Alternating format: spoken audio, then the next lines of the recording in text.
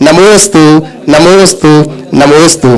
बंधुओं, आज हमें बड़ी प्रसन्नता है, जिन्होंने चातुर्मास में अपना कलश यहाँ पर स्थापित किया था, उस समय से अभी तक नहीं आ पाए थे, आज यहाँ पर पहुंचे हुए प्रत्यक्ष में जिन्होंने चातुर्मास कलश स्थापित किया था। जयश्री प्रकाश जी पाटिल, विद्यासागर प्रकाश जी पाटिल कोल्हापुर से हमारे बीच में है, इन्होंने कलश स्थापित किया था। आज इनको कलश सौंपने के लिए मैं गुणायतन से निवेदन करता हूं। हमारे बीच में सुनील जी CFO यहाँ पर उपस्थित है, साथ ही साथ मुख्य प्रशासक शैलेंद्र जी हमारे बीच में यहाँ पर है। मैं निवेदन कर रहा हूं, आए यह कलश इनको सौंपेंगे। ताली बजाकर के हम इनका अभिनंदन जरूर करेंगे। बंधुओं, एक और चीज मैं आपसे बताऊं कि पूज्य श्री ने हम सबको आशीर्वाद दे दिया है। कोविड की गाइडलाइन अपन पालन करते हुए 31 तारीख को बंधुओं आदिनाथ भगवान का निर्वाण महोत्सव है। इस निर्वाण महोत्सव में यहाँ पर बड़ी शांति धारा होगी, साथ ही साथ निर्वाण लाडू भी यहाँ पर चढ़ाया जाएगा।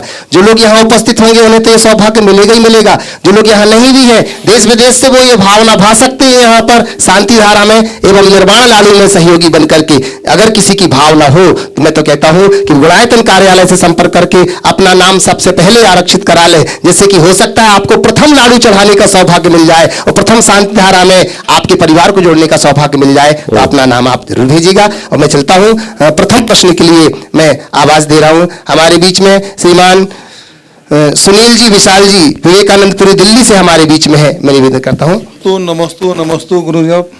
सवाल छोटा सा है, सुनील जैन दिल्ली से विवेकानंदपुरी के बचपन से ही पक्षियों को दाना छत पे डालते हैं, तो काफी दिनों से चलता आ रहा है, लेकिन काफी आदमी बोलते हैं कि छत पे दाना नहीं डालना चाहिए। जो परिवार वाले होते हैं, परिवार का जो लक होता है वो पक्षी चुग लेते हैं, तो इसमें हमें डालना चाहिए या नहीं डालना चाहिए, ये क्वेश्चन। मुझे नहीं मालूम कि कौन किसका लक चुगता है, पर मैं तो एक ही बात जानता हूँ, दया करुणा हमारा धर्म है। आप लोकोपकार की भावना से वर्षों से ऐसा करते आए, आज तक कोई परेशानी हुई? इसलिए इन सब बातों में मत पड़ो। कुछ आजकल नए कुछ वास्तु वाले इस तरह की सलाह देने लगे हैं और लोग इन सब चीज़ों से आप परहेज करने लगे, पर मुझे ऐसा कहीं नहीं दिखता। जीव दया का कार्य है, करना चाहिए, और जहाँ शक्य हो संभव हो वहाँ करना चाहिए, पर इतना सुनिश्चित करना चाहिए कि हम चुग्गा डालें तो उसमें बिल्ली वगैरह उनका शिकार न कर पाए, सुरक्षित रहे। अजीत जी सेठिया सरदार शहर से, और इसी के बाद तैयार रहेंगे विशाल जी दिल्ली से। नमोस्तु नमोस्तु नमोस्तु गुरुदेव। जिस प्रकार हम व्यापार में सालाना बैलेंस शीट, नफा नुकसान,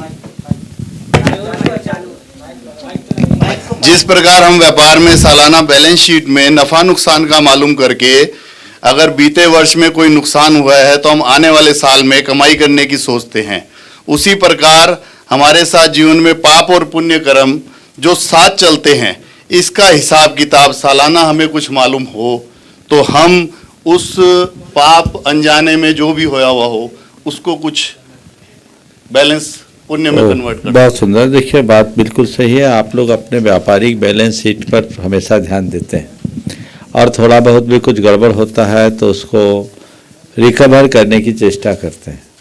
इसी तरह यदि आप अंदर के बैलेंस शीट की तरफ ध्यान देंगे तो ऐसा किया जा सकता है, बल्कि भीतरी बैलेंस शीट में ये सारा सिस्टम भी है। आप ऐसा कर सकते हैं, किया जा सकता है। विडंबना ये है कि हम लोग उसको करना नहीं जानते नहीं, उस बैलेंस शीट की तरफ हमारा ध्यान ही नहीं। हमारा कर्मशास्त्र कहता है कि हम अपने पाप को पुण्य में भी परिवर्तित कर सकते हैं, हम अपने पुण्य की वृद्धि भी कर सकते हैं, और हम अपने कृत्यों से अपने पुण्य को पाप में भी परिवर्तित कर सकते हैं, पुण्य का क्षय भी कर सकते हैं। यहाँ सारा क्रेडिट डेबिट सब हो सकता है। कुछ उदाहरण मैं आपको देता हूँ तो ये बात शायद ज़्यादा अच्छे से समझ में आए।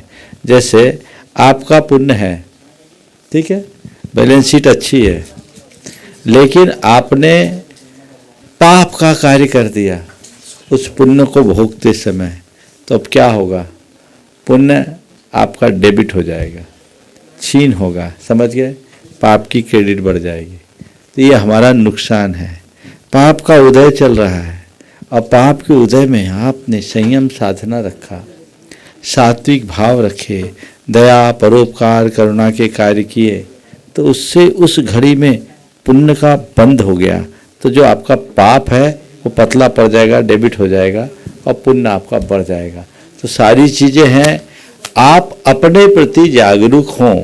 आपकी बैलेंस शीट आपके सामने होनी चाहिए, और अगर ऐसी बैलेंस शीट को आपने ठीक कर लिया तो सब बातें स्वतः घटित हो सकती। गुरुदेव, ये तो हम हर क्षण हर पल ही कर सकते हैं। हर पल, बिल्कुल। अभी जो आप लोग कर रहे हो ना यहाँ, अपनी बैलेंस शीट को स्ट्रांग कर। एक बात बताता हूँ, जब आपको लगे कि मेरा समय अशुभ है,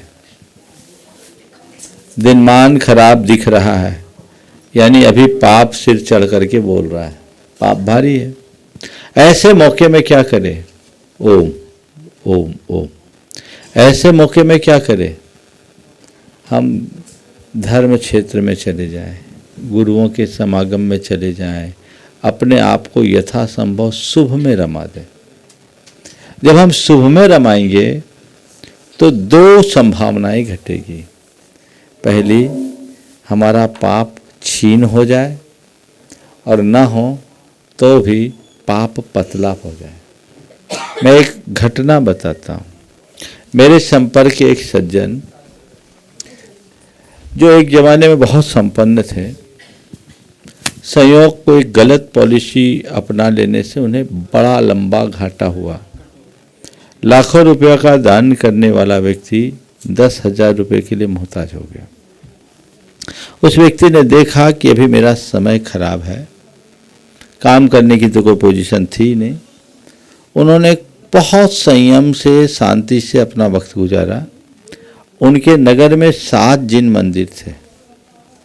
उनने 7 मंदिर के दर्शन करने के बाद ही मुंह में पानी डालने का संकल्प लिया। पैदल जाते 7 मंदिर, लगभग 5-1 किलोमीटर के एरिया में, 4.5-5 किलोमीटर आना जाना में होता। कस्बे में थे, ज़्यादा नहीं, लेकिन 7 मंदिर का वो व्यक्ति दर्शन करे। 47 टेम्परेचर में दिन के 11 बजे के बाद मुंह में पानी डाले। एक मंदिर में रोज बदल बदल करके पूजन करना भाव भक्ति के साथ, और 7 मंदिर का दर्शन करना। आप सुनकर के आश्चर्य करेंगे, 6 महीना नहीं बीता। नासिक में उनकी एक प्रॉपर्टी थी जो बहुत दिनों से लिटिगेशन में पड़ी हुई थी। सामने वाले से मैसेज आ गया, चला करके वो लिटिगेशन ख़त्म हो गया, एक बड़ी डील हो गई, उनके पास अच्छी मोटी रकम आ गई। दूसरी तरफ भोपाल में एक प्रॉपर्टी थी जो उनको पता ही नहीं था, जो किसी ज़माने में उनके पिताजी ने खरीदी थी, और भोपाल के भी बहुत पॉश एरिया में, प्राइम एरिया में, जो बिल्कुल बहुत कीमती जगह थी। उनको किसी दलाल का मैसेज आया कि ये भाई प्लाट अगर बेचते हो तो दे दो। अंधा क्या चाहे दो आंखें। उनने उन दोनों को सलटाया, और जितना खोया था उससे कहीं ज़्यादा पाया, और आज पहले से ज़्यादा अच्छी स्थिति में। ये क्या है? ये रिकवरी है। तो जब भी तुम्हें अपने जीवन का संतुलन बिगड़ता दिखे, इसी भांति कार्य करो, ठीक होगा। कपूर जी कोटा, गुणायतन संयोजक। गुरुदेव, संसार आवश्यकता के नियमों पर चलता है। सर्दियों में जिस सूरज की प्रतीक्षा होती है, उसी सूरज का गर्मियों में तिरस्कार होता है। तो इसी परिप्रेक्ष्य में हमारी उपस्थिति की कीमत ऑब्लिक आवश्यकता तब होगी जब सामने वालों को हमारी आवश्यकता होगी।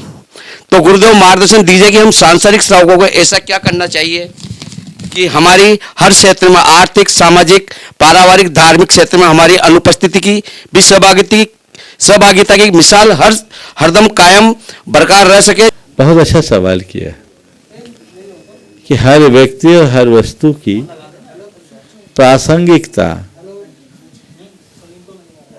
हमेशा नहीं रहती, आवश्यकता और उपयोगिता के अनुरूप ही बनी रहती। आपके प्रश्न का भाव ये है, हर स्थिति में हमारी प्रासंगिकता बनी रहे, उसके लिए हम क्या करें? जी गुरुदेव। मैं तो एक बात कहता हूं, व्यक्ति और वस्तु की प्रासंगिकता समय काल सापेक्ष दिखती है, पर प्रभु और गुरु सदैव प्रासंगिक रहते हैं, है ना? सुख हो या दुख, अनुकूलता हो या प्रतिकूलता, वो सदैव प्रासंगिक है। तो अपने जीवन को प्रासंगिक बनाए रखना चाहते हो तो उसके लिए एक ही रास्ता है, गुरुओं के मार्ग पर चलना शुरू कर दो, उनका अनुकरण करो, सदैव प्रासंगिक बने रहो। नमस्ते गुरुदेव, नमस्ते गुरुदेव, नमस्ते गुरुदेव। शुभांगी खोत जयसिंहपुर कोल्हापुर से, और इसी के बाद तैयार रहेंगे सुनील जी CFO गुणायतन। नमोस्तु गुरुदेव, नमोस्तु गुरुदेव, नमोस्तु गुरुदेव। जीवन में ध्यान का बहुत महत्व है। श्रावक अवस्था में हमें कौन सा ध्यान कर सकते हैं जिससे हमें शांति और मन में स्थिरता आ जाए? बहुत अच्छा ध्यान का महत्व है। ध्यान के पूर्व मैं सभी से कहूँगा पहले भावना योग करना शुरू करें। भावना योग में सब चीज़ें समाहित हो जाती है। ऐसे ध्यान के अनेक रूप है, कोई भी कर सकते हैं। आप पदस्थ ध्यान के रूप में नमोकार मंत्र आदि का ध्यान कर सकते हैं, परमेष्टि का ध्यान कर सकते हैं, ध्यान की अन्य जितनी विधाएं वो कर सकते हैं। लेकिन सबसे प्रारंभ में जिन्हें इस क्षेत्र में आगे बढ़ना, भावना योग करें, निश्चित लाभ। तो महाराजों के चरणों में मेरा बारंबार नमस्ते। जीवन में किसी भी चीज़ को पा लेने की बेचैनी और खो देने का डर, यही है जिंदगी का सफर। तो मैं दोनों में सामंजस्य कैसे बनाए कि हमारा जीवन आनंदमय रहे? पा लेने की बेचैनी और खो देने का डर, यही है जिंदगी का असली सफर। आपने पूछा है कि पाने की बेचैनी और खोने का डर कैसे खत्म हो। मन की चाह खत्म कर दो। चाह खत्म होगी तो पाने की बेचैनी भी नहीं होगी और फिर खोने का डर नहीं होगा। उसके लिए जीवन की वास्तविकता को समझना है। मैं कौन हूँ, मेरा क्या है, ये बात समझना चाहिए। जब तक मैं कौन मेरा क्या इस बात को हम नहीं समझते, तब तक हम अपने जीवन को सही दिशा दे भी नहीं सकते। नमस्ते गुरुदेव। हाँ, मैं गौरव खुशी कलकत्ता से, मेरे और इसके बाद निवेदन करूंगा NL जैन साहब गुणायतन कोषाध्यक्ष। हाँ बोलिए। वो जानना चाहते हैं कि जो जीवन मिला है इसका कारण क्या है? जब इसका अंत होना ही है तो ये जीवन कैसे जिया जाए? बहुत अच्छा सवाल है। जीवन मिला है, कारण क्या है, और अंत होना ही है तो क्यों जिया जाए? जी आपने देखा बीज होता है, जी बीज अंकुरित कब होता है? जब उसमें पानी, जब हम उसमें धरती में बोते हैं, खाद पानी डालते हैं तो बीज अंकुरित होता है। जी अंकुरित किस लिए होता है? फलने के लिए। फलने के लिए। जी तो बीज जब फलने के लिए अंकुरित होता है तब सफल हो पाता है। पर वह बीज कब अंकुरित होता है? जब धरती में समाता है। वही बीज यदि किसी चट्टान पे पड़ जाए तो खत्म। बस जीवन एक बीज है जी जो धर्म की धरती में बोने से फलता है और सफल होता है, जी और पाप की चट्टानों में पड़कर सड़ जाता है। बराबर। इसलिए अपने जीवन के बीज को धर्म की धरा में बो, जी अच्छे भावों का खाद पानी दो, जी फलवान बनाओ, सफल बनो। बस आपका आशीर्वाद से। ओ NL जैन साहब कोषाध्यक्ष गुणायतन। सादर नमन गुरुवर। मेरी जिज्ञासा ये है कि व्यक्ति के जीवन में दो तरह की स्मृतियाँ आती हैं, एक सुखद स्मृति, एक अप्रिय स्मृति। तो महाराज जी, सुखद स्मृति को कैसे आदमी जो है ना ऊपर बनाए और अप्रिय को कैसे नगण्य बनाए? बहुत सुंदर। आपकी बात का रेखांकन गुरुदेव ने एक बहुत सुंदर हाइकू में किया है। कुछ स्मृतियां आग उगलती तो कुछ सुधासी। हमारे जीवन में कई तरह के लोग होते हैं, उनके हम संपर्क में होते हैं, और कई प्रकार की घटनाएं घटती है जिनका प्रभाव हमारे चित्त में होता है, से जुड़े हैं, और कुछ हमारे अंदर की कटु स्मृतियां छोड़ते हैं। हमारे अंदर की जो मधुर स्मृतियां, उसकी स्थायी छाप हमारे जीवन से जुड़ी होती है। सवाल है अपनी मधुर स्मृतियों को हम कैसे बढ़ाएं और खराब स्मृतियों को हम कैसे हटाएं। इसके लिए एक उपाय है। मधुर स्मृतियां तो अपने आप बढ़ जाएगी यदि हम बुरी स्मृतियों को अपने मानस से हटा दें। बुरी स्मृतियों को हटाने के लिए हमें 2 कार्य करना है। एक, क्षमा करना, दूसरा नज़रअंदाज करना।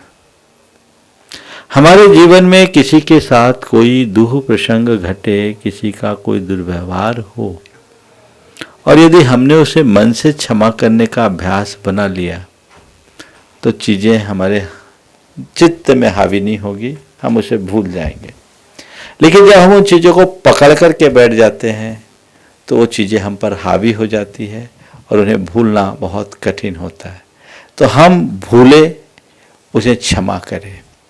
और जीवन में कोई दुर्घटनाएं घटे, उनसे सीख लेना है तो सीख लें, बाकी उनको अपने ऊपर हावी न होने के लिए नज़रअंदाज दें, करना सीखें, उसे कर्म की परिणति मान करके स्वीकार लें, तो इससे हम अपने जीवन में बहुत कुछ बदलाव घटित कर सकते हैं।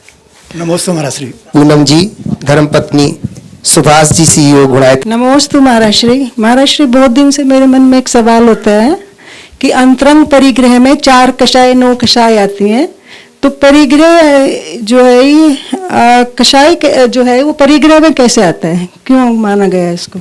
कषाय तो परिग्रह की जड़ है। हमारे अंदर के जो कषाय भाव है वही परिग्रह संचय में हमें प्रेरित करते हैं। इसको अंतरंग परिग्रह कहा गया है। इस मूर्छा से बचना चाहिए। नमोस्तु महाराज। डॉक्टर प्रद्युम्न जी दिल्ली, और इसी के बाद तैयार रहेंगी हनी अजमेरा हजारीबाग। नमोस्तु महाराज श्री। मास्टर, ये मेरे मन में प्रश्न आया। 4-5 दिन पहले मैं शिखर जी की वंदना पे गया ऊपर पहाड़ पर, तो वहाँ पर मैंने देखा कि हर टोक के ऊपर बंदर थे, और लेकिन वो यात्रियों को कुछ नहीं कह रहे थे। हम लोग अर्घ चढ़ा रहे हैं, जाप कर रहे हैं, जब हम अर्घ चढ़ा देते थे तो वो खाने आ जाते थे। दूसरी ओर महाराज श्री, जब हम देखते हैं कि हस्तिनापुर आई क्षेत्र दूसरे क्षेत्र के ऊपर बंदर को ये पता लग जाए इनके बैग में क्या है, वो छीन के ही मानेगा। तीसरी घटना है महाराज श्री, अगर मथुरा के बंदरों को लें, वो और होशियार हैं। वो देखते हैं इसके बैग में पेड़ है, कुछ चीज़ है, वो उसका चश्मा मोबाइल खींच के चला जाएगा। तो वहाँ के लोग बताते हैं जब तक आप इसको नहीं देंगे ये आपको चश्मा मोबाइल नहीं देगा।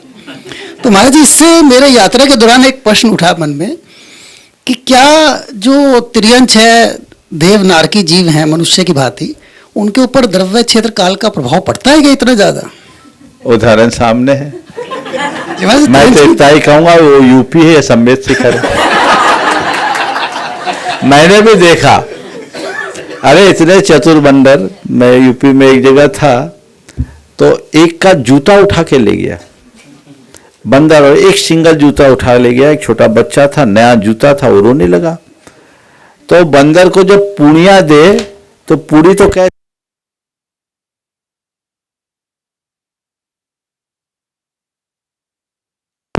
ओ ओ ओ ओ ओ ओ ओ मैं कह रहा था, जब वो पूड़ियाँ दे, पूड़ियाँ कैच करे, 1 पूड़ी दिया, 2 पूड़ी दिया, 3 पूड़ी दिया, 4 पूड़ी मुंह में ठूस लिया, और जब मुंह में जगह नहीं लिए बची तो पूड़ियों को जूता में रखना शुरू कर दिया। मैं देख के दंग, वो काहे को जूता छोड़े। तब तक मंदिर का माली आया, उसको देखा तो बंदर जूता छोड़ के भागा। तो मैं समझता हूँ ये ज्यादा नहीं कहूँगा, पर ये सम्मेत शिखर का प्रभाव है कि यहाँ के बंदर बहुत शरीफ हैं, किसी को परेशान नहीं करते, किसी के घर का कपड़ा नहीं फटता, किसी के जूते चप्पल नहीं उठाते हैं, किसी का बैग नहीं छीना जाता। और उसके पीछे और एक कारण है, यहाँ के यात्री भी बड़े उदार हैं। वो ऐसी हरकत करे उससे पहले ही उनका पेट भर देते हैं। मैं तो आप सबसे कहूँगा, कोई अपराधी बने उससे पहले उसके पेट की व्यवस्था कर दो, उसे अपराध करने की नौबत ही नहीं आएगी। यहाँ सम्मेत शिखर जी में उनको भरपूर दाना मिलता है, अनाज मिलता है, वो भोजन करते हैं, बहुत अच्छी बात है। इसके साथ में एक बात मैं कहूँगा, सुनील जी ने भी आज सुबह ही मुझसे कहा था कि टोकों पर घोर अपवित्रता होती है आपके द्वारा चढ़ाए गए द्रव्यों के कारण। आप द्रव्य सामग्री भगवान के चरणों में रखते हैं, बंदर वहीं जाकर के भोजन कर अपना उसे खाते हैं, और खाना तक तो ठीक है, लेकिन वहीं वो मल मूत्र कर देते हैं, जो कतई अच्छी नहीं है। इसके लिए लोगों को सावधान होना चाहिए। मैंने पहले भी इस संदर्भ में कहा कि आप द्रव्य सामग्री चरणों में न चढ़ाएं, बाहर मुडेर पर चढ़ाएं। तीर्थ कमेटी और मैं वहाँ की व्यवस्था देखने वाले जैन श्वेतांबर सोसाइटी के लोगों से भी कहूँगा कि जो भी आप वहाँ व्यवस्था कर रहे हैं, कुछ ऐसी व्यवस्था करें कि यात्री द्रव्य भी चढ़ा सके और अपवित्रता से भी बचा जा सके। बहुत गंदगी होती है और वो कब करके चले जाते हैं, वहीं आप अपना माथा टेकते हैं, तो ये अच्छा नहीं है। और प्लान बना है अभी कुछ, हाँ चल रही है बात, असाधना बहुत हो रही है, लेकिन इसे तत्परता से करना चाहिए। मैंने लगभग 2-2.5 महीना पहले जब मेरा ध्यान इधर आकृष्ट किया गया तब कहा था ये बहुत छोटा सा काम है। उसके लिए या तो हर टोंक पर एक एक आदमी हो, नियुक्ति हो, कोई बड़ी चीज़ नहीं है। एक आदमी अगर हो तो 20-22 टोंक है, 20-22 टोंक में जितने आदमियों के खर्चे वो दिए जा सकते हैं।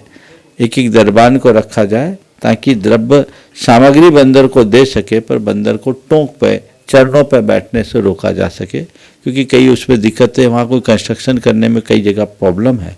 फिर भी मिल बैठ करके सॉर्ट आउट करना चाहिए, स्वच्छता को बचाते हुए सारी व्यवस्था करनी चाहिए और यात्रियों के लिए भी किसी तरह की असुविधा न हो। अब बंदर भी भूखे न रहें, सब बातों को ध्यान में रखकर योजना बनाना चाहिए। वैसे जो देव जीव और नारके जीव उनके ऊपर भी इफेक्ट आता है देव द्रव्य क्षेत्र काल भाव का। देखिए, द्रव्य क्षेत्र काल भाव का असर तो सबको होता है, इसलिए नारकी लोग चाह करके भी अच्छा नहीं कर पाते। नमस्ते। चलिए। हनी अजमेरा हजारीबाग से। नमस्ते गुरुदेव।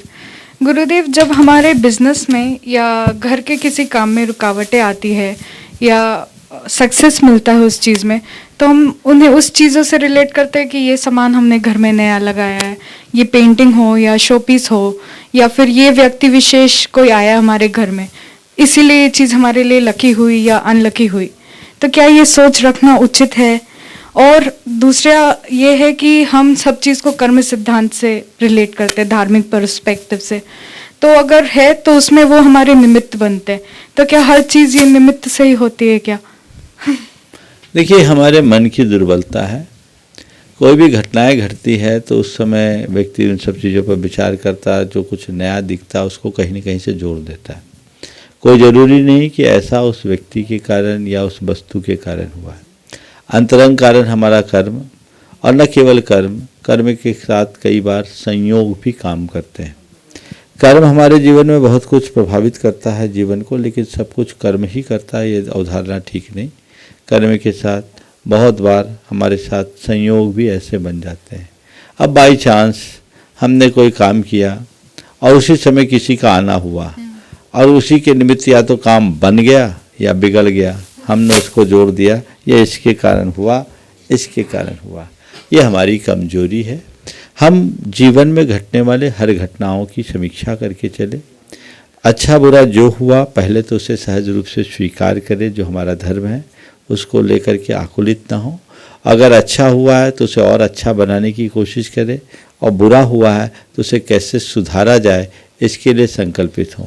यदि ये बातें बार बार हम देखेंगे तो चीज़ें हमारी व्यवस्थित हो सकती है। इस तरह की धारणा बनाना ठीक नहीं है, क्योंकि ऐसे करने से तो बहुत सारी गड़बड़ियाँ हो जाती हैं। कई बार तो बहुत ही गड़बड़ होता है, तो ये चीज़ें ठीक नहीं। लोग तो एक दूसरे को मनहूस भी बोलने लगते हैं। एक परिवार में ऐसा हुआ, बहू आई, विवाह हुआ, और विवाह होकर के बहू आई। बहू आने के 15 दिन बाद दादा और दादी दोनों चले गए, और दादा और दादी दोनों कितने दिन के अंतर से गए? 4 दिन के अंतर से गए। तो क्या लोगों ने कहा ये घर में बहू आई इसलिए चले गए? अरे, तो जिनके घर बहू नहीं आती वो अजर अमर होते क्या? उम्र कितनी थी? 88 और 86 बरस। तो और कितना जिंदा रखना चाहते थे, और सालों से बीमार पड़े थे। पर देखो सोच, सालों से बीमार है। जो दादा थे वो तो बेड पर ही थे, दादी भी बीमार थी, तो जाना तो था ही। उनको ये सोचना चाहिए कि बहू आके उसका उद्धार कर दी भी ठीक, लेकिन ये उठपटांग बातें सोचना, प्रायः लोग नेगेटिव सोचते हैं। ये धारणाएं ठीक नहीं है। हर घटना घटना, हर प्रसंग को उसके मूल के साथ ही जोड़ना चाहिए। इस तरह की बातें नहीं। पर कुछ लोग बड़े बहमी होते हैं, छोटी छोटी बातों में ऐसा हो गया इसलिए ऐसा हो गया, ऐसा हो गया तो ऐसा हो गया। और ये सामान्य लोगों की बात जाने दीजिए, बड़े बड़े सेलिब्रिटीज के साथ भी ऐसा होता है ना। अब क्रिकेट खेलने वाला, मैंने इस तरीके से टी शर्ट पहना तो ऐसा हो गया, बल्ला में ये लगा ले इसलिए ऐसा हो गया। ये सब चीज़ें निपट अंधविश्वास है, इसे बचना चाहिए। नमोस्तु गुरुदेव। सुनैना जी ग्रीडी से नमोस्तु निवेदित करते हुए कह रहे हैं, महाराज श्री, हम औरतों की एक आदत बहुत गंदी होती है। हमें जब भी मौका मिलता है हम अपने पति के पैसों को चुपचाप से अपना बना लेते हैं। शंका ये है कि महाराज जी, क्या वो पैसे दान में देना उचित है? अगर हाँ तो उसका पुण्य किसे मिलेगा, स्त्रियों को या कि फिर जिनके पैसे उनको? कृपया। पहली बात तो मैं पूछता हूँ, पति किसका है? पति अपना है ना, तो पति का माल भी अपना हो गया, पराया कहाँ होगा? देखिए, कायदे से इस तरह से पैसा नहीं लेना चाहिए, पर ये एक परंपरा है और इसे स्त्री धन के रूप में देखा जाता है। और ये मैं साधारण परिवारों की बात नहीं कहता हूँ, बड़े बड़े घरानों में भी देख चुका हूँ कि वहाँ पर ये निकालने की आदत सी है, जैसा इन्होंने प्रश्न किया। अब इसे क्या कहें, चोरी? सामान्य रूप से अगर कहा जाए तो बिना दी हुई चीज को लेने का नाम चोरी है। इस परिभाषा के अनुसार अदत्ता दानम स्तेयम है, यह चोरी की श्रेणी में आती। लेकिन इसमें हम इसे चोरी कहने में थोड़ा संकोच करेंगे, क्योंकि पत्नी पति की अर्धांगिनी है, तो पति के माल के ऊपर भी उसका हक तो होता ही है, इसलिए आधा हकदार तो वो है। इसलिए घर की बात है, पर एक मर्यादा होनी चाहिए।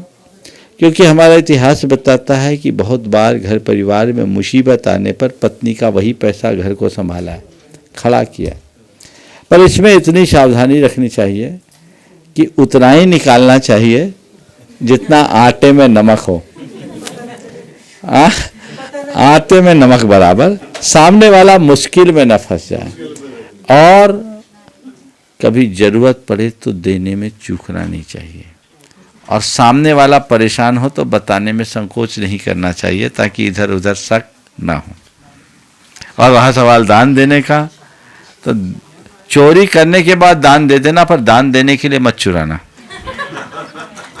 प्रमोद कुमार जी पापड़ीवाल, महावीर नगर, दुर्गापुर, जयपुर से नमोस्तु निवेदित करती हुई कह रहे हैं, महाराज श्री, शादीशुदा जिंदगी वह अच्छी नहीं जिसमें एटीट्यूड और ईगो हो, बल्कि शादीशुदा जिंदगी वह अच्छी है जिसमें एक रूठने में एक्सपर्ट हो और दूसरा मनाने में परफेक्ट हो, और रूठने व मनाने का सिलसिला आपस में एक्सचेंज भी हो। कृपया अच्छी शादीशुदा जिंदगी जीने के लिए कोई टिप्स बताइए महाराज श्री। हम क्या बता, हमने करी नहीं, हम क्या टिप बता?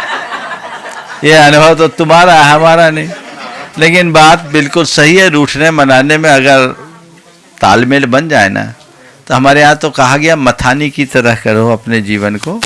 एक तरफ से खींचे तो दूसरा ढील दे दो, और दूसरा खींचे तो तुम ढील दे दो। तालमेल बना करके चलो। जिंदगी में रस ही रस है, और ये केवल वैवाहिक जीवन, दाम्पत्य जीवन में नहीं, हर क्षेत्र में ऐसा किया जा सकता है।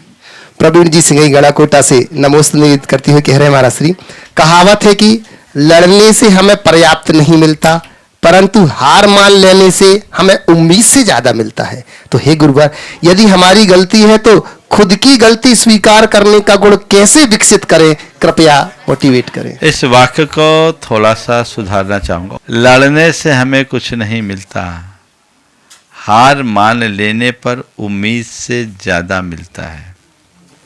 ये वाक्य थोड़ा बदलना चाहिए। लड़ने से हमें कुछ नहीं मिलता, पर लड़ाई मिटा देने से सब कुछ मिलता है। वाक्य ऐसा होना चाहिए।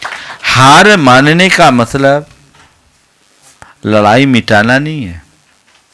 हार गए, हताश होकर बैठ गए, खो दिया, नहीं। लड़ने का जब भी प्रसंग आए, लड़ाई हो ही नहीं ऐसी कोशिश करो।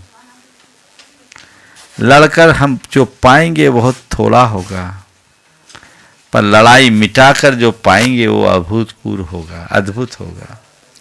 तो लड़ने की जगह लड़ाई मिटाने की कोशिश हमारी हो और हम अपने जीवन को बेहतर बनाने का प्रयत्न करें। श्रुति जैन विदिशा से तैयार रहेंगी इस प्रश्न के बाद। महाराज श्री स्पर्श जैन नागौद जिला सतना से नमोस्तु निवेदित करते कह रहे हैं कि आज की दुनिया में इस समाज में रहने के लिए हमें कई सारी कठिनाइयों का सामना करना पड़ता है। कभी किसी के मनमुटाव तो कभी लड़ाई झगड़ा। मनुष्य का सामाजिक प्राणी से, तो इस समाज में रहने के लिए हम ऐसे किन सूत्रों का पालन करें जिससे हम इस समाज में सफलतापूर्वक रह सकें? कृपया समाधान करें।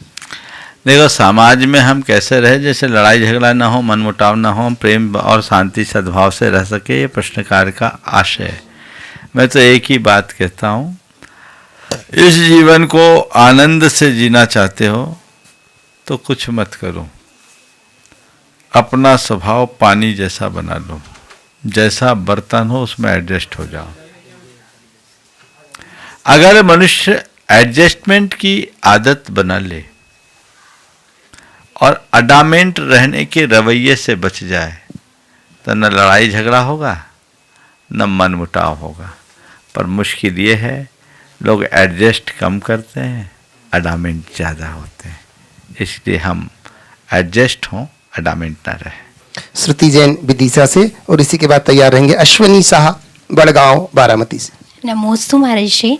महर्षि, मेरी शंका ये है कि यदि कोई व्यक्ति मूकबधिर विकलांग होता है तो वो किस कर्म के कारण होता है और उनकी मदद करने से हमें कैसा फल मिलता है? देखिए, मूक बधिर, विकलांग, विकृतांग या और किसी तरह के शारीरिक विकृतियों से युक्त होना अशुभ नाम कर्म का फल है।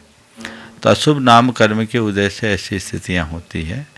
तो हमें जब भी किसी के साथ ऐसा हो तो उनके प्रति करुणा का भाव रखना चाहिए और उनकी यथासंभव मदद करनी चाहिए। उनके प्रति करुणा भाव रखने से और मदद करने से शुभ नाम कर्म का, साता बेजनी का बंध होता है। अश्वनी शाह बड़गांव बारामती से। मुनि चरणों के चरणों में नमोस्तु नमोस्तु नमोस्तु। मुनिवर, उपवास करते हैं उस दिन पूरे दिन हमारी क्रिया क्या होनी चाहिए? मतलब संसारिक बहुत, जो है। बहुत अच्छा सवाल। देखिए, उपवास का अर्थ क्या है? प्राय लोग उपवास का अर्थ लेते हैं भोजन न करना। भोजन नहीं करना मात्र उपवास नहीं है। उपवास शब्द बना उप और वास से। उप यानी निकट, वास यानी बसना, खुद के निकट बसना। तो जिस दिन हमने भोजन छोड़ा उस दिन हमारा अधिकतम समय भजन में जाना चाहिए। तो क्या करें? जिस दिन आपका उपवास हो, आप कोई व्यापारिक कार्य न करें, आप कोई गृहस्थी का कार्य न करें, न खाना बनाना न कुछ करना। सुनो मेरी पूरी बात को ध्यान से। न ऑफिस जाना, न काम पर जाना, न दुकान पर जाना। कहाँ जाना? सुबह से भगवान के मंदिर में जाना, पूजा पाठ, स्वाध्याय, ध्यान, चिंतन में अपना समय बिताना, प्रवचन बिताना। पूरा दिन स्वयं को धर्म ध्यान से जोड़ो और रात्रि में आकर के आराम करो। सबसे उत्तम रास्ता ये है, उस उपवास के दिन अपने आप को पूरी तरह से निर्वद्ध बना लो। मेरे द्वारा किसी भी प्रकार की हिंसा ही न हो। ये सर्वोत्तम कर्म है उपवास का। तो उससे जो शांति मिलेगी, उसका जो आनंद होगा, उसे शब्दों में नहीं कहा जा सकता। लेकिन ज़्यादातर लोग उपवास तो कर लेते हैं, पर उपवास के दिन वो दुकान भी जा रहे हैं, ऑफिस भी जा रहे हैं, अपने काम में भी लग रहे हैं, घर गृहस्थी के भी काम में लग रहे हैं। तो पाप तो तुमसे हो ही रहा है। अपने साथ निकटता कहाँ हुई? वही गोरख धंधा दिमाग में चल रहा है। तो ये उपवास नहीं, लंघन है। कोशिश करो, कम से कम करो। आप कुछ बोल रही थी, मैं समझ गया। आप शायद ये कह रही हैं कि महाराज जी उपवास के दिन अगर खाना नहीं बनाएंगे तो पूरे घर का ही उपवास हो जाएगा, है ना? इसका रास्ता है, हाँ इसका रास्ता है। उपवास करो तो पहले तो मैं परिवार के लोगों से कहूँगा कि आप उनको सपोर्ट करो। जिस दिन कोई घर की महिला उपवास करती है उस दिन घर के पुरुष सदस्य चौका संभाले। क्या ऐसा नहीं हो सकता? हो सकता है। और मैं तो अक्सर कहता हूँ अगर पत्नी उपवास करे और पति उसकी पालना कराए तो उसका दाम्पत्य बहुत मधुर होगा, कभी झगड़ा नहीं होगा। होना ऐसे ही चाहिए। वो उपवास कर रही है, तुम संभालो, और कदाचित ऐसा नहीं हो सकता तो भी कोई बात नहीं, फिर क्या करो, पहले से बना के रखो। सामने वाला उपवास कर रहा है, हम रूखा सूखा खा के काम नहीं चला सकते। कोशिश करना चाहिए। और जिसके घर परिवार में ऐसा हो, मेरे संपर्क में बहुत सारे लोग हैं जिनके यहाँ अगर उपवास होता है और उसका तो असर एक का तो ऐसा है कि पत्नी उपवास करती है तो पति का भी मन उपवास करने का होने लगा, वो उपवास करने लगा, वो तुमसे प्रेरणा मिली। लेकिन हिसाब बना लिए, जिस दिन पति का उपवास उस दिन पत्नी नहीं करेगी, जिस दिन पत्नी का उपवास उस दिन पति नहीं करेंगे, और पूरा किचन संभालते हैं। तो ये चीज़ ठीक नहीं है कि किचन संभालने का जिम्मा केवल महिलाओं का है। हाँ, महिलाओं को उसमें महारत हासिल है, प्रमुखता उनकी है, पर ज़रूरत पड़ने पर पुरुषों को भी पीछे नहीं होना चाहिए। ऐसे भी दुनिया के सारे शेख पुरुष ही हैं, इस बात को उन्हें नहीं भूलना चाहिए। तो ये बनाने की कोशिश करना चाहिए, इस तरीके से करे तो बहुत अच्छे परिणाम आएंगे। और महाराज जी अगर उसी हम कर रहे हैं आरंभ क्रिया वगैरह तो उसका कुछ प्रायश्चित ले सकते हैं? देखो आप क्या कर रहे हैं हम उसको नहीं देखेंगे, आप क्या नहीं कर रहे हैं वो हम देखेंगे। तो नहीं करने से अपेक्षा जैसा बने वैसा करो। और मैं भावना भाऊँ कि आप जैसे लोगों के घर में ऐसा वातावरण बन जाए, शायद शंका समाधान सुन के बन जाए। नमस्ते महाराज। रोहित गंगवाल हजारीबाग से। नमस्ते महाराज। महाराज आज के डेट में देखा जा रहा है कि कई सारे जैनी बच्चे बड़े शहरों में जाकर पढ़ाई कर रहे हैं, नौकरी कर रहे हैं या अपना काम कर रहे हैं, और धीरे धीरे उनके बिजी शेड्यूल कह लीजिए या समाज से विमुखता कह लीजिए, वो धीरे धीरे बड़े शहर के समाज के साथ भी ना जुड़ पा रहे और अपने शहर के समाज से तो पूरे ही दूर हो गए। तो हमें मार्गदर्शन दीजिए कि हम डायरेक्ट इनडायरेक्ट किस तरीके से अपने समाज से वापस से जुड़े। देखिए, इसका एक बहुत अच्छा तरीका है। आज के टेक्नोलॉजी के युग में लोगों की व्यस्त जीवन शैली को मैं समझता हूँ, पर कोविड के इस दौर ने एक बहुत अच्छी बात सबके बीच प्रस्तुत की, वह है वर्चुअल। क्या हम वर्चुअली नहीं मिल सकते? मैंने देखा अमेरिका में सैकड़ों परिवार एक दूसरे के साथ वर्चुअली नियमित मिलते हैं। तो हम अपना कांटेक्ट बना सकते हैं। और जब हम पूरी तरह से फिजिकली नहीं मिल सकते हैं, वर्चुअली मिलते रहेंगे तो विचारों का आदान प्रदान होगा, एक दूसरे से इंटरेक्शन बढ़ेगा, तो फिर हम उनसे फिजिकली भी मिल सकेंगे। तो हम ऐसा कर सकते हैं। समय काल के अनुरूप हमें चलना चाहिए। तो कहीं ये हमारा कांटेक्ट खत्म ना हो, ये प्रयास सबको करना चाहिए। और इसके लिए मैं उन लोगों को कहूँगा जो खुद बाहर रह रहे हैं, तो पहला प्रयास वो अपने घर गांव से जहाँ से उनका संपर्क है वहाँ अपना कांटेक्ट बनाए रखें। फिर उधर बनने के साथ साथ मंदिर से अपना संबंध जोड़े, तो धीरे धीरे और लोगों से भी उसका संपर्क बनेगा और वो अपना परिचय ही नहीं पहचान भी बना सकेगा। नमोस्तु नमोस्तु नमोस्तु। महाराज जी, मेरा प्रश्न यह है कि 20 तीर्थंकर भगवान जो शिखर जी से मोक्ष गए हैं, उनको सबसे पहले पता कैसे चला कि वो कहाँ कहाँ से मोक्ष गए हैं? किसने सबसे पहले ढूंढा कि कहाँ कहाँ से वो गए? देखो, ये तो हमारे शास्त्रों में वर्णित है कि सम्मेद शिखर हमारा शाश्वत तीर्थ है। सभी तीर्थंकरों को यहीं से मोक्ष मिलता है, भगवान की वाणी में है। अब वर्तमान में ये जो टोंक बने, इसमें इसी जगह से ये भगवान कैसे गए, इसके लिए क्या है? तो इसका कोई ठोस प्रमाण तो देखने को नहीं मिला, लेकिन एक किंवदंती है जो कही जाती है कि आज से लगभग 220 वर्ष के पहले एक यहाँ जति जी भट्टारक जी थे, वो आए। पारसनाथ टोंक का स्थान तो था ही, जो का तो, उन्होंने पारसनाथ टोंक से मंत्र पढ़ करके भगवान के नाम की पर्चियां हवा में उड़ाई। ऐसी किंवदंती मैंने सुनी है। इसे प्रमाणिक कितना है मैं नहीं कहूँगा, पर ये किंवदंती है कि उन्होंने नाम की पर्ची लिखी, मंत्र फूका और उड़ा दिया। जिस भगवान के नाम का पर्चा जहाँ गिर गया उसे वो भगवान का टोंक घोषित कर दिया गया, ऐसा भी कहते हैं। क्योंकि वर्तमान के जितने भी टोंक हैं ये सब 200 साल के ही आसपास के हैं, उससे पुराने नहीं हैं। और उसका निर्धारण ऐसा किया गया, ऐसा कहा जाता है। बाकी इसका कोई स्पष्ट आधार नहीं मिलता कि ये इस भगवान की टोंक यहीं क्यों है। तो यहीं, अब और भी कहीं हो सकती है। पहाड़ तो 12 योजन का था, ये 1.5 माइल मतलब 9 किलोमीटर में ही हो गए पूरा राउंड। हमें तो लगता है भगवान और लंबे लंबे होंगे, लेकिन मैं सोचता हूँ अच्छा ही किया इतने ही में समेट लिया, नहीं तो पता नहीं क्या होता है ना। इसलिए जो है सो ठीक है। महाराज जी एक और है कि जो तीर्थंकर के जो चिन्ह होते हैं वो किस चीज की ओर, मतलब ये एक संयोग है। हर मनुष्य के शरीर में विभिन्न प्रकार की आकृतियां होती है। अधिकतम 108 होती है। उसमें 108 ये तीर्थंकर जैसे महापुरुषों के ही शरीर में होते पूरे के पूरे, जिसमें श्रीवत्स का चिन्ह हृदय पर वक्षस्थल पर सुनिश्चित है, बाकी चिन्ह का कोई निश्चय नहीं। और उनके दाहिने पैर के अंगूठे में जो चिन्ह होता है वही उनका चिन्ह घोषित कर दिया जाता है। नमोस्तु महाराज। पूनम जैन सोलापुर से। नमोस्तु महाराज जी, नमोस्तु महाराज जी, नमोस्तु महाराज जी। मेरा प्रश्न है कि हम 1-1 घंटे का नियम लेते हैं खाने के बाद, वो कैसा नियम लेना चाहिए?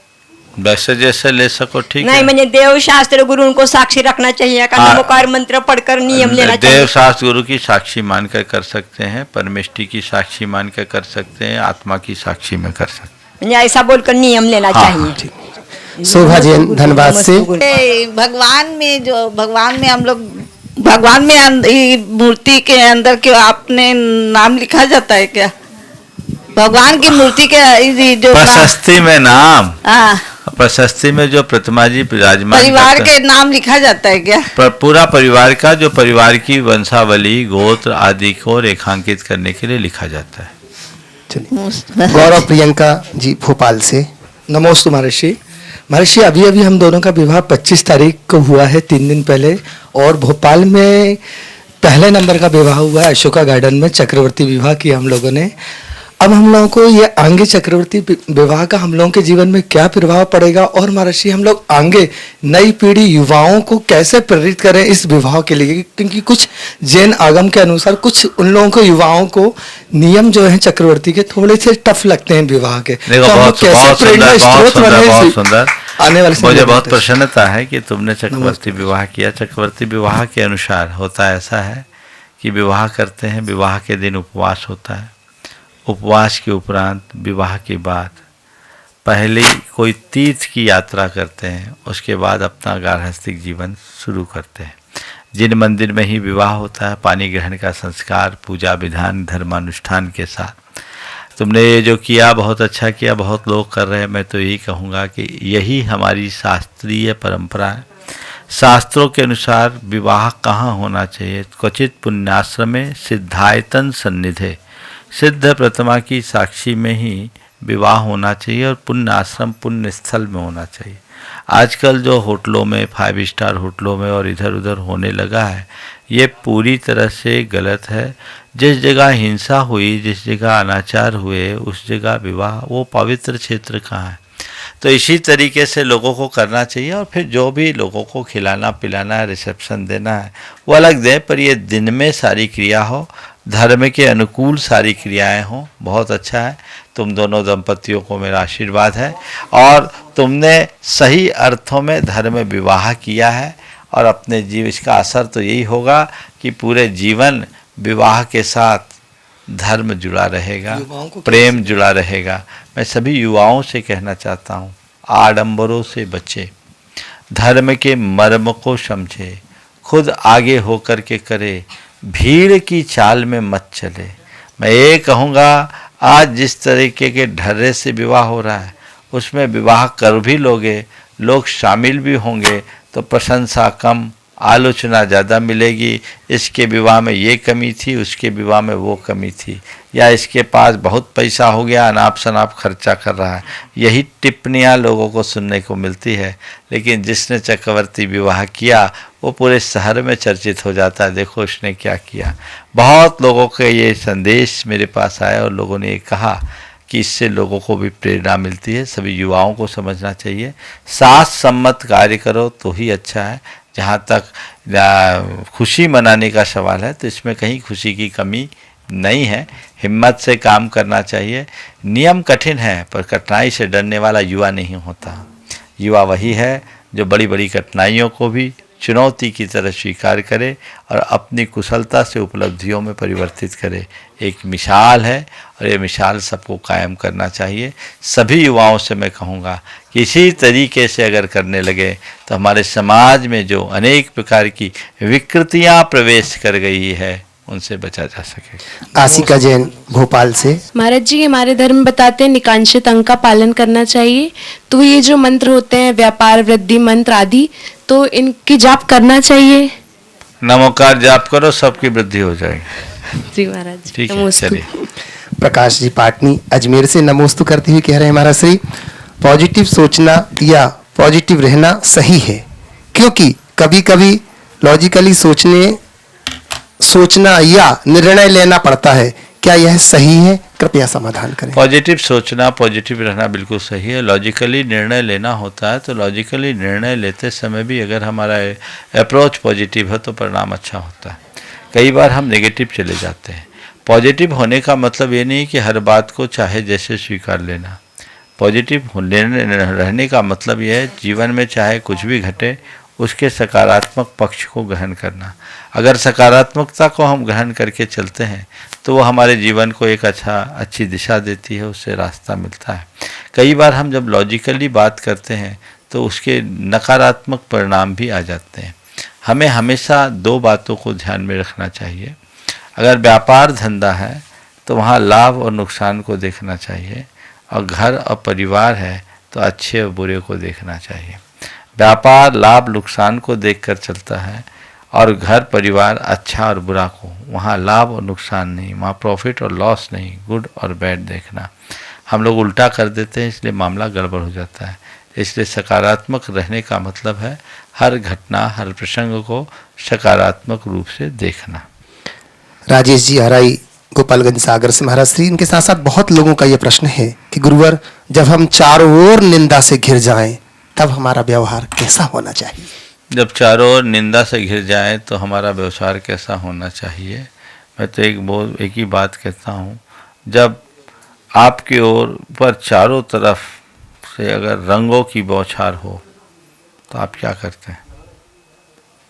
होली का समय हो, अगर चारों तरफ से लोग रंग डालते हैं तो आप क्या करते हैं? क्या करते हैं? भागते हैं इधर उधर। और डालना है तो डाल दो, तुम्हारे विभिन्न रंग भी हमारे कपड़ों के डिजाइन बन जाएंगे। क्या दिक्कत है? आचार्य महाराज का हाइकू इस संदर्भ में बहुत प्रासंगिक है। आलोचन से लोचन खुलते सो स्वागत है। आलोचन से लोचन खुलते सो स्वागत है। समझ गए? तो आलोचना कर रहा है, करने दो। हमारे तो नयन खुल रहे हैं, तुमने हमें दिशा दी। चारों निंदा कर रहा है, बुराई कर रहा है, करने दीजिए। बुराई करना बुराई करने वालों का काम है, बुरा न करना मेरा काम है। वो बुराई करे, जितना जी चाहे करे। कीचड़ मुझ पर उछाले उछाले, क्या होगा? कीचड़ से अगर दाग भी लगेंगे तो मेरे कपड़ों में लगेंगे, मेरे चित्त में दाग नहीं लगना चाहिए, मेरे चरित्र में दाग नहीं लगना चाहिए। लोग मेरे विषय में गलत चर्चा भले कर ले, मेरा जीवन गलत न बने, इतनी सावधानी हमारे अंदर बन जाए तो कोई हमारी कैसी भी बुराई करे, कोई कैसी भी निंदा करे, हमारे ऊपर उसका कोई असर नहीं पड़ेगा और हम अपने जीवन को बहुत बेहतरी से जीने में समर्थ हो सकेंगे। रमेश जी काला महाराज श्री, वो नजरों से ही प्रश्न आ गया यहाँ पर। रमेश जी काला हैदराबाद से नमोस्तु निवेदित करते कह रहे हैं कि महाराज जी, यश और ख्याति की चाह किसे नहीं होती, कौन अपने चारों ओर जन समुदाय को देखना नहीं चाहेगा, पर संत शिरोमणि आचार्य श्री की नजर सिर्फ अपने में रहती है, हम उनकी एक नजर के लिए तरसते हैं, ऐसे निष्प्रही आचार्य कैसे रह पाते हैं? कृपया सर। वो आचार्य है इसलिए रह लेते हैं, समझ गए बात सही। एक बात मैं कहूँ, ख्याति उन्हें नहीं मिलती जो ख्याति को चाहते हैं। सच्चे अर्थों में ख्याति वे ही पाते हैं जो ख्याति की चाह से मुक्त हो जाते हैं, समझ गए। तुम जब तक उसकी, जब तुम उस तरफ से मुड़ जाओगे तो तुम्हारा जीवन का पथ अपने आप प्रशस्त होगा। वे महान है, लोक में कहा जाता है कीर्ति कुंवारी है, समझ गए, और संपदा को वेश्या कहा जाता है। कीर्ति को कुंवारी और संपदा को वेश्या, ऐसा क्यों? कीर्ति को कुंवारी इसलिए कहा जाता है कि कीर्ति को जो चाहते हैं उसे कीर्ति नहीं चाहती, जो कीर्ति को चाहते हैं उसे कीर्ति नहीं चाहती, और कीर्ति जिसे चाहती है वो उसको नहीं चाहते, तो बेचारे का ब्याह ही नहीं हो पा रहा है। और संपदा है वो कभी एक पति के पास रहती नहीं, रोज अपना पति बदलते रहती है, आज इसके पास कल उसके पास, इसलिए उसको वेश्या के समान कहा गया है। तो ये दोनों चीज़ें हैं, उसको उसी तरीके से देख करके समझ करके चलना चाहिए। समय हो गया जैसा अभी आपको बताया गया। परसों भगवान 31 तारीख को भगवान ऋषभदेव का निर्वाण महामहोत्सव है। पूरे देश भर के लोगों को बड़े उत्साह के साथ, यद्यपि अभी हम सार्वजनिक रूप से कुछ करने की स्थिति में नहीं है, फिर भी भगवान ऋषभदेव के व्यक्तित्व कृतित्व को जन जन तक पहुंचाने का कार्य जरूर करना चाहिए। यहाँ पर भी उसी क्रम में जो आयोजन है, अभिषेक पूजन तो है ही, हम उस दिन भगवान ऋषभदेव के व्यक्तित्व और कृतित्व की भी चर्चा करेंगे।